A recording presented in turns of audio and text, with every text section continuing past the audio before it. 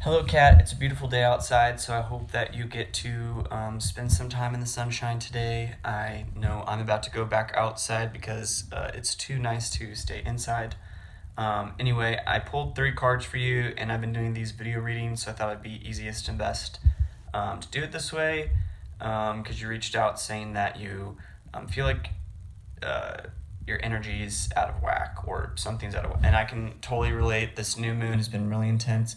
The new moon is coupled with Uranus, and the sun's in the sun's with Uranus and Taurus, and Uranus just entered Taurus. So he's a revolutionary. He is unconventional, and I feel like right now our goals that we've made for ourselves have set off a lot of these little things that have kind of set into motion, and so things that aren't aligned with us are going to be brought to our attention at this time. But anyway, so I pulled these cards, kind of like past, present, future, showing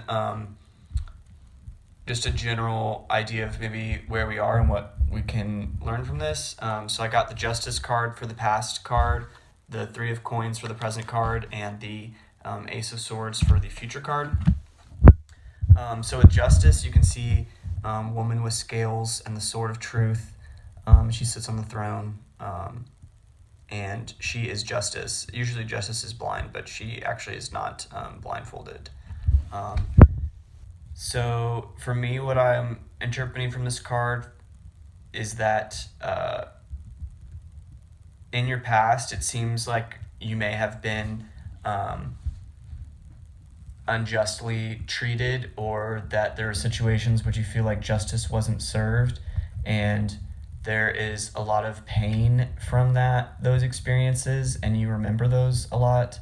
And I think for the justice card, it's saying everything's balanced, and even though you may see that justice isn't served right then and there, maybe in the way that you perceive justice needing to be served, that the universe is always, balance is always being restored to the universe.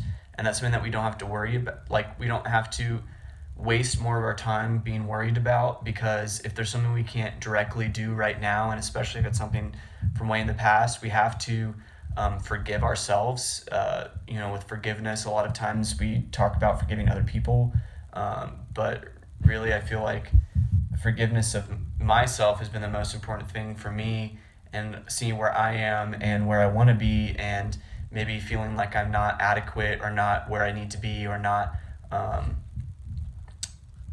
doing what I need to be doing, but to forgive myself and just to be in the moment and constantly forgive myself. And when I remember things from the past, unpleasant experiences, and right now I'm dealing with a very stressful situation, but nothing I can do about it right now. And when you feel unjust, like I feel unjust in a situation right now, I want to get back at that person, or I want them to pay, or I want them to, I want there to be retribution for their actions. But by me focusing on that so much and so hard, I'm actually like wasting more of my time and energy on that, and it's draining me. So really I have to release, let it go, and be in my moment. And every time I'm in my moment, I'm winning. And so, yeah, I feel like this being in your past card's definitely saying to let go of the injustices of the past, and let that be a guide for you now, and be an example. And the universe always has your back, and you have guides there who are helping you, and everything's working in your favor. And as long as you learn something from that experience, you gain from that experience, and you're continuing to evolve and expand, as we all are. I think a lot of breakthroughs are being made at this time. You have the Three of Coins in your present card. Coins is the suit of materialism and money, but also of earth and groundedness. And for me, the groundedness has definitely been a key element in my healing, is being grounded, finding a guided meditation of groundedness that works for you, constantly visualizing our tether tied to the core of the earth, to the crystal that is at the core, and let the energy pull that, or let the earth, we get our energy from the earth, and we give our energy to the earth.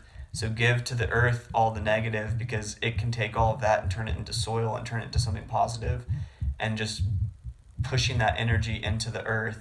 And by releasing that, you're going to open up your we can only take in so much energy in our vessel. So what kind of energy are you taking into that vessel? If you let go of everything and ground that into the earth, you can take in those much more positive experiences. 3 is also a number of creativity and of teamwork, and of like the 3 of coins for me would say, when we are in great times of prosperity, we give, and that's financial or energetic or spiritual. When we are healthy, then we can become healers. And then even as healers, it is okay to be wounded and to ask for help as well. Not feeling like you have to hide your emotions or hide your feelings or hide your how you feel to others, like knowing that those people are there as your support group, and they're there for you just as you are there for them. And that's what makes everything work, is that we are like sharing that energetic, we're sharing the energy. We are co-creating together.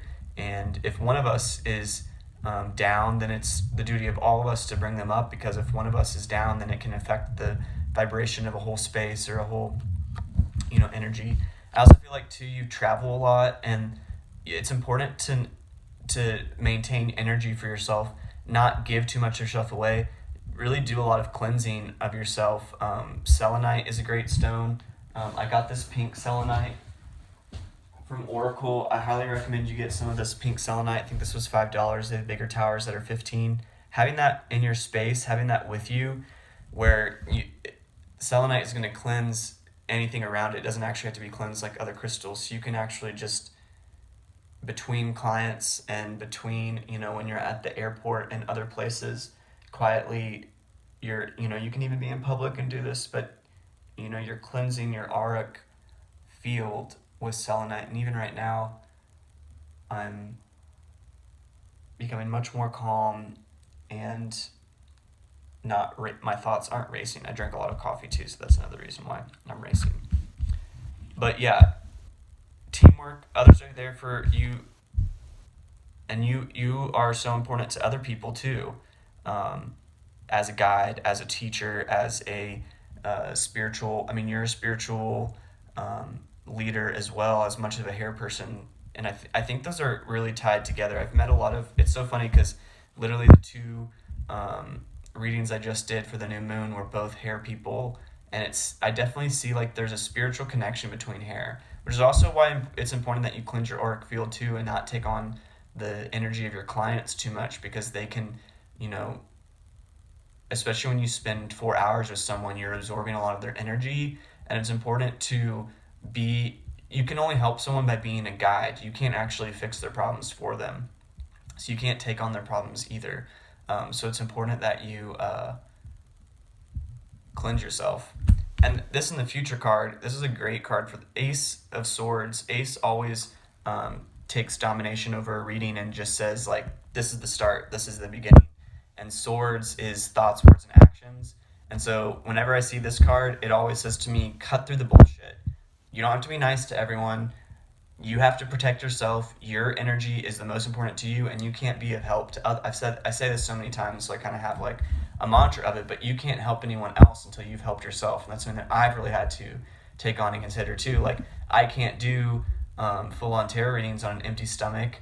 I tried to do that before, and I was like, shoot, I have to go eat something before I can do this, because I can't, it's energetic exchange for me, and I can't be of service to anyone if I'm not in my conscious state of mind, if I'm not sustained myself, because then you're just draining even more energy away, and you're getting to your energetic reserves. And then when you get to that 20% level, battery level on your personal vessel, that's when, like, your shadow side comes out to protect yourself. Our shadow side isn't there. Our shadow self isn't there because it's evil.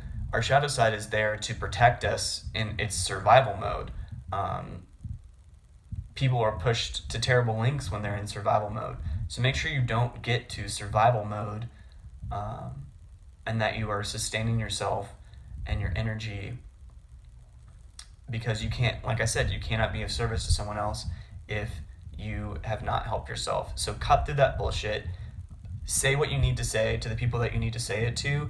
It doesn't mean you have to be mean, but don't tiptoe around subjects because you're worried about what people are going to say. You have to be completely honest with how you feel, because the longer you wait to say something, the more things fester, and then it can blow up into a situation like I've experienced with another person, and I didn't know they would react in such a way either, and it just like it's thrown. But I'm not letting that person throw me off my chain, because I have to maintain my center of balance, and no one. I need to make my center of balance so strong and at my core that no one else can throw me off. People can only bring me more into my spiritual alignment.